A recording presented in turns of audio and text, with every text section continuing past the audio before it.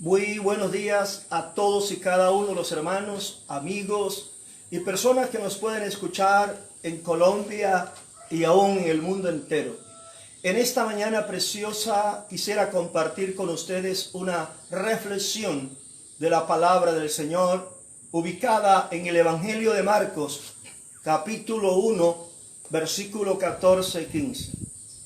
Después que Juan fue encarcelado, Jesús vino a Galilea predicando el evangelio del reino diciendo: el tiempo se ha cumplido y el reino de Dios se ha acercado.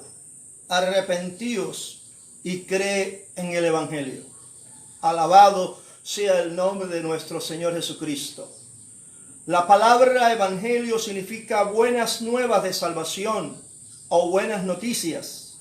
Y hoy el mundo está saturado de muchas malas noticias, pero el mundo debe saber hoy que la mejor noticia es que Jesucristo es el Señor, sanador, salvador del mundo. En este pasaje encontramos que durante el ministerio de nuestro Señor Jesucristo, Él viene anunciando, trayendo un mensaje de vida, de esperanza y de arrepentimiento. Juan había sido encarcelado por denunciar el pecado de Herodes Antipas por su matrimonio incestuoso con su sobrina Herodías. Herodes Antipas fue un gobernante o un tetrarca de la provincia de Perea y de Galilea que estaban bajo el dominio del Imperio Romano. Después que fue Juan encarcelado y aún muerto, Jesús asume la responsabilidad de seguir anunciando las buenas nuevas o el mensaje de salvación. La pregunta es, ¿qué es lo que viene predicando Jesús? Él no viene predicando una religión. Él no viene predicando una nueva filosofía o una ideología. Él no viene predicando a Pedro ni a María. Él viene predicando y anunciando es el evangelio del reino de Dios. Las buenas nuevas. Por eso la palabra evangelio significa buenas nuevas de salvación. Ahora, en el pasaje encontramos algunas frases interesantes. La frase "el tiempo se ha cumplido" no es un tiempo en el sentido cronológico, sino un tiempo para la acción decisiva por parte de Dios. Ahora bien, con la llegada del Rey, o sea de Jesucristo, se inicia un nuevo periodo en relación de Dios con los hombres. El reino de Dios se ha acercado. O sea, el gobierno soberano de Dios en el campo de la salvación, en el corazón de su gente, al presente y en el futuro se ha acercado. Otra de las frases importantes aquí son: arrepentíos y creed en el evangelio. Arrepentíos y creed en el evangelio. La palabra arrepentíos o la palabra arrepentimiento en griego es metanoia y significa cambio de manera de pensar y de actuar. Eso quiere decir también que el verdadero arrepentimiento tiene un triple significado. Implica un cambio de pensamiento, pero también implica un cambio de sentimiento y un cambio de propósito. Es por eso que el arrepentimiento involucra la mente, las emociones y la voluntad del hombre, su mente, sus sentimientos, emociones y su voluntad. En cierta ocasión, un padre de familia le dijo a dos de sus hijos: vayan y trabajen en la viña. Y uno dijo: no voy. Y el otro dijo: sí voy. ¿Qué sucedió? Que el que dijo que iba no fue. Y el que dijo que no iba fue. ¿Cuál de los dos hizo la voluntad de su padre? Claro está, el que dijo que no iba y fue. El que dijo que no iba y fue. Así hay mucha gente que dice, ahora sí me voy a convertir. Ahora sí voy a seguir a Jesucristo. Ahora sí me voy a consagrar. Ahora sí me voy a firmar. Y pasa el tiempo. Transcurren semanas, días y a un año y la persona no lo hace. En cambio, aquel que no dice nada, o tal vez es ateo, o que no quiere nada con el evangelio, o es un religioso, se arrepiente y se convierte. Ese está haciendo la voluntad del Padre. Ese está obedeciendo el evangelio de Jesucristo. Otro ejemplo de arrepentimiento, porque estamos hablando de arrepentimiento genuino, es el caso del hijo pródigo. En Lucas capítulo 15, los versos 3 especialmente, dice que después que este joven había hecho tanta pilatuna, había botado la fortuna, se había ido de la casa del padre, estuvo andando en los vicios con mujeres, en fin, estuvo pasando necesidad. Entonces el joven reflexionó y él dijo, oh, cuántos jornaleros en la casa de mi padre tienen abundancia de pan, de comida, y yo aquí perezco, me estoy muriendo de hambre. Él hizo una reflexión, pero no solamente se quedó en la reflexión, sino que él dijo, me levantaré e iré a la casa de mi padre y le diré a mi padre, Padre, he pecado contra el cielo y contra ti, no soy digno de ser tu hijo. Oh, qué buena reflexión de este joven. Pero no se quedó en simplemente una reflexión, sino que inmediatamente toma la decisión de llegar a la casa de su padre, de ir a donde está la hacienda y decirle al padre lo que ha pensado. Y ciertamente llegó y le dijo al padre, Padre, contra ti he pecado, contra el cielo he pecado. Yo me imagino a ese padre que durante muchos días esperaba el regreso de su hijo. Lo aguardaba.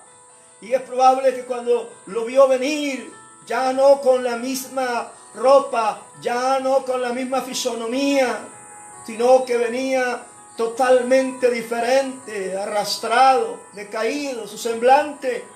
Sin embargo, cuando el padre lo vio, se acercó y se abrazaron, lo besó y dijo, este hijo mío que se había perdido, hoy ha aparecido.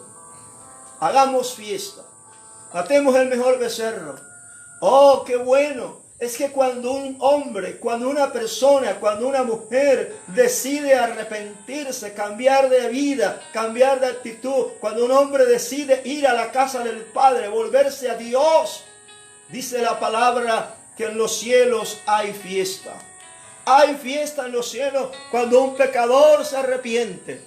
Hay fiesta en los cielos cuando alguien toma la decisión firme de arrepentirse y de recibir a Jesucristo como su Señor y único Salvador. Hay fiesta en los cielos. Oh, qué bueno es saber que Dios sigue siendo bueno. Aleluya. Este joven no solamente reflexionó, sino no solamente se entristeció por causa de su pecado, sino que se arrepintió y confesó su pecado. El verdadero arrepentimiento involucra un cambio de conducta.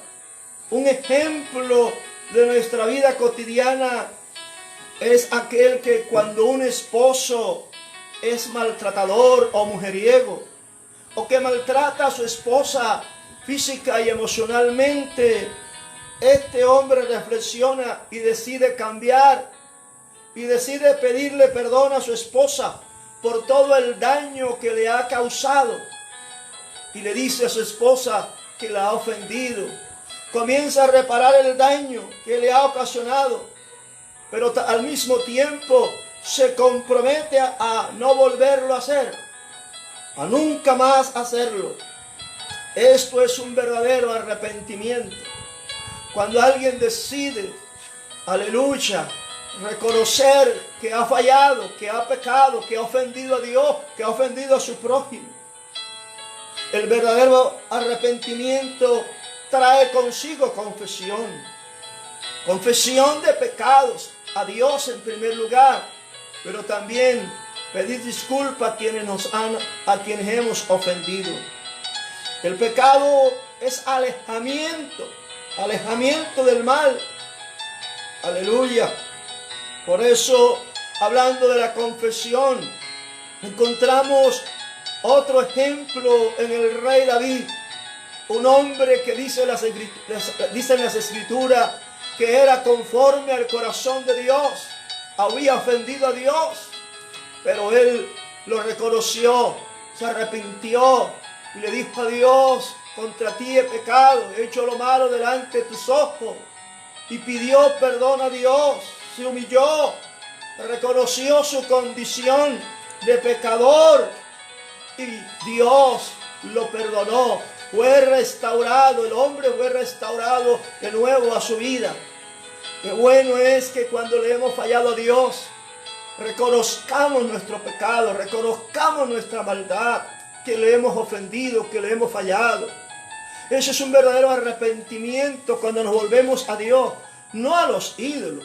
Hay mucha gente que se vuelve a los ídolos, que se arrodilla ante los ídolos, ya sean de yeso, de madera, de papel o de bronce. No están haciendo nada, porque a quien hay que pedirle perdón y ante quien hay que doblar rodilla es ante el Dios Todopoderoso, ante el Dios sublime, ante el Dios santo y perdonador. Pero también es importante que en esa reflexión se pueda restituir el daño ocasionado. Cuando alguien ha fallado y ofendido, cuán importante es poder restituir el daño ocasionado. En la Biblia encontramos otros ejemplos. Uno de ellos es el de Zaqueo. Era un recaudador de impuestos en el Imperio Romano. Había ofendido a su propio pueblo, cobraba los impuestos y la gente le tenía rabia. Pero un día Jesús, que va caminando llevando las buenas nuevas de salvación, lo ve que está en un árbol montado. Le dice a él: Zaqueo, bájate de allí, porque hoy es necesario que pose yo en tu casa y traiga salvación.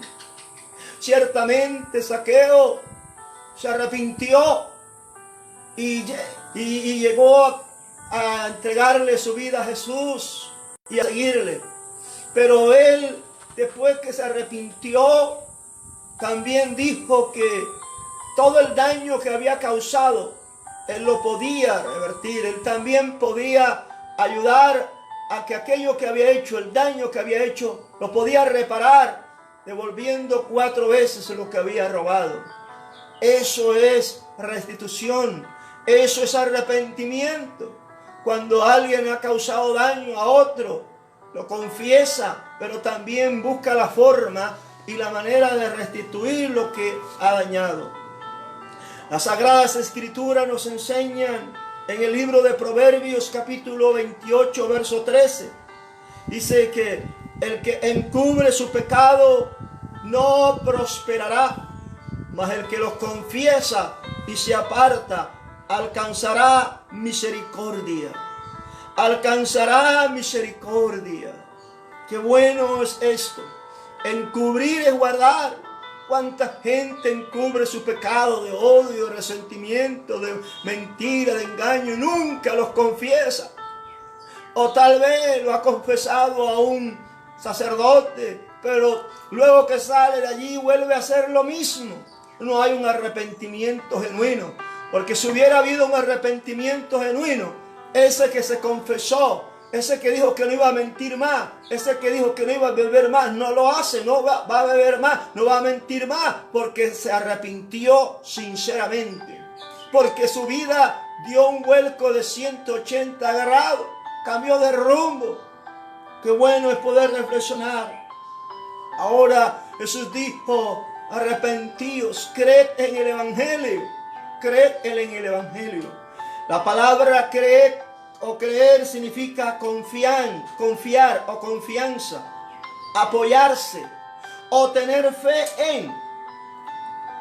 O sea, creer en Dios es importante, en Jesucristo, y no en una religión o secta. Muchos creen en una religión y dicen, yo tengo mi religión, yo no me salgo de mi religión. Pero es que Dios no tiene religión, Dios no ofrece religión, Dios ofrece salvación. Muchos creen en sus ídolos, creen que sus ídolos lo van a salvar, pero no tienen a Cristo en su corazón. Desafortunadamente hay mucho engaño. El hombre vive engañado, creyendo que Dios está en una imagen, creyendo que Dios está allí en una estatua. Esa es una ignorancia espiritual, con el perdón de la palabra. Son ignorantes espirituales. Los que le han enseñado son ciegos y guía de ciegos. Y la Biblia dice que si un ciego guía a otro ciego, ambos caerán al hueco, ambos caerán al abismo. Por eso es importante creer en el Evangelio, en la verdad de la palabra de Dios. El apóstol Pablo un día dijo, no me avergüenzo del Evangelio porque es poder de Dios, todo aquel que cree. Oh, este hombre que era muy tremendo antes de convertirse, antes de ser cristiano, el apóstol Pablo era un perseguidor de la iglesia. Saulo de Tarso lo llamaba, perseguía a la iglesia, encarcelaba a los cristianos. Tuvo que ver con la muerte de Esteban, pero un día se topó con el más grande de los grandes. Jesucristo lo noqueó, lo tiró a tierra, lo dejó ciego, y desde allí, desde el suelo, se levanta, pero no puede ver. Dios le dice que yo te he escogido para que anuncies mi palabra, para que sepas que tú eres uno de los que yo escogí para llevar las buenas nuevas de salvación. Y Dios obra milagro en Pablo, porque le devuelve la vista cuando Ananías ora por él. Pero este hombre dijo, no me avergüenzo del Evangelio porque es poder de Dios. Y mucha gente que se avergüenza del Evangelio, pero no se avergüenzan de estar tomando ron, no se avergüenzan de mentir, no se avergüenzan de robar. Mucha gente que se avergüenza de ir a una iglesia cristiana o de tener una Biblia y leer la Biblia. Se avergüenza de ello, mas no se avergüenza de su pecado de incesto, o de engaño, de maldad, o de estar mujeriendo, o de estar bebiendo. De eso no se avergüenza. Pablo dijo, yo no me avergüenzo del Evangelio porque es poder de Dios, es potencia de Dios, es dinamita, dunamis. El poder de Dios para cambiar, para transformar. El Evangelio no es religión. El Evangelio no es de la tierra. El Evangelio no es de humano. El Evangelio es poder de Dios. La religión es terrenal. La religión la ideó el hombre. Mas Cristo, el fundador del Evangelio, el Evangelio es celestial. El Evangelio viene de arriba, de lo alto, procede de Dios. Por eso el Evangelio es diferente a la religión. Muchos son religiosos, pero no son cristianos. Muchos profesan tener una religión, pero no son hijos de Dios, no se han convertido. Porque Jesús mismo dijo que el que creyera en Él sería salvo. Cuán importante es reflexionar que la religión no puede salvar a nadie. El Evangelio es poder, es potencia de Dios para salvación a todo aquel que cree. Por eso el Evangelio no es religión. El Evangelio es eficaz porque viene cargado con la omnipotencia de Dios.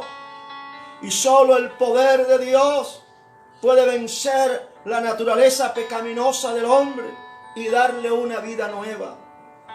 El Evangelio es poder de Dios para salvación a todo aquel que cree.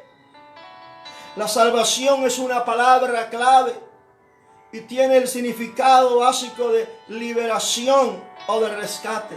Eso es lo que Dios quiere hacer a través de las buenas nuevas. Rescatar, liberar al hombre del pecado. Liberar al hombre para que no se vaya al infierno. El evangelio es poder de Dios que libra a las personas de la perdición, que lo liberta de la ira de Dios y de la ignorancia espiritual voluntaria y de las tinieblas de la religión falsa.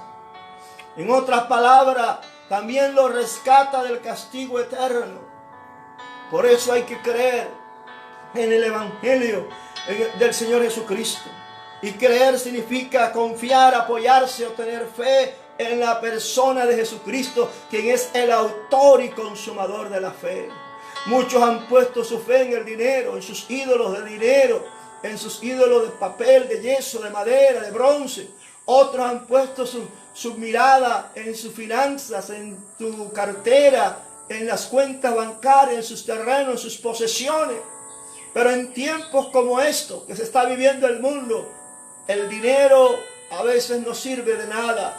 Las posesiones a veces no sirven de nada. Oh, mi amigo, es importante que tú reflexiones hoy. Dios nos está llamando al arrepentimiento. Dios le está haciendo un llamado a nuestra nación Colombia. Le está haciendo un llamado a las naciones del mundo. Le está haciendo un llamado a los gobernantes, a los presidentes, para que se arrepientan y busquen a Dios. Oh, para que busquen al Dios del cielo. Pero no solamente Dios está haciendo un llamado en este tiempo al mundo, a los gobernantes, a las naciones. Dios también en este tiempo está diciéndole a la iglesia o a los creyentes que se vuelvan a Él, que se arrepientan de sus pecados, que se arrepientan de su camino de maldad, que nos volvamos en arrepentimiento, en humillación al Dios del cielo. El tiempo se acaba. Estamos en los últimos tiempos y Dios nos está dando esta oportunidad para que nos arrepintamos de toda maldad y nos volvamos a Él sinceramente. Dios nos está dando esta oportunidad para que usted y yo reflexionemos. Tú, amigo, amiga, tienes que reflexionar. Iglesia de Dios en Colombia y el mundo entero, hay que reflexionar. Estas cosas que están pasando apenas son principios de dolores. Son cosas que son muy pequeñas para lo que viene. Hay que estar preparado, hay que estar alerta, porque aún el mundo no ha experimentado la ira de Dios. El mundo no ha experimentado los juicios de Dios en su plenitud. Y Dios quiere que nosotros como iglesia, como pastores, como líderes, como evangelistas de diferentes ministerios, nos humillemos, nos arrepintamos, nos volvamos a Dios de todo corazón, ayunemos, porque vienen días difíciles. Hay que buscar urgentemente a Dios, hay que buscar urgentemente al Señor.